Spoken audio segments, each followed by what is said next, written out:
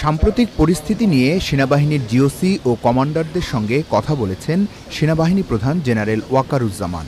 এরপর দেশের চলমান পরিস্থিতি নিয়ে নৌ ও বিমান বাহিনীর প্রধানকে সঙ্গে নিয়ে সাংবাদিকদের মুখোমুখি হন তিনি। নোবেল বিজয়ী অর্থনীতিবিদ ডক্টর মোহাম্মদ ইউনূসের সঙ্গে সরাসরি কথা হওয়ার তথ্য দিয়ে সেনাপ্রধান উল্লেখ করেন, দেশকে সুন্দর ও গণতান্ত্রিক প্রক্রিয়ার মধ্যে নিয়ে যেতে সক্ষম হবেন তিনি।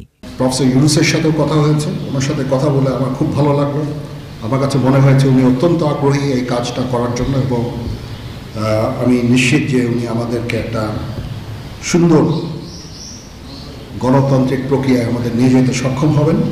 একটা প্রস্তাব ছিল বিকালে করার, বিকালে খুব টাইট হয়ে যেতে পারে, কিন্তু উনি 2:10 দিকে হয়তো এখানে আসবেন। এটা মেবি ভেরি টাইট। আমরা হয়তো তাইলে রাত্রেবেলা রাত 8টার দিকে করতে পারি। হয়তো 400 জন লোকের উপস্থিতি এখানে থাকবে।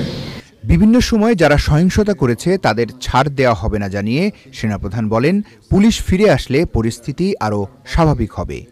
পরিস্থিতি এখন অনেক উন্নতি হচ্ছে, আস্তে আস্তে ধীরে ধীরে আমার ধারণা যে 3-4 দিনের মধ্যে পরিস্থিতি স্বাভাবিক পর্যায়ে চলে আসবে। ঢাকার বাইরে যে সমস্ত লুটতরাজ অপরাধ সংগঠিত হচ্ছে ওগুলো প্রতিহত করার জন্য আমি তাদেরকে অনুরোধ করেছিলাম, এবং তারা সেই কাজও করছে, এবং আমি নিশ্চিত যে আমরা সবাই মিলে একটা সুন্দর আবার স্বাভাবিক পরিস্থিতিতে আমরা ফেরত চলে আসতে পারব।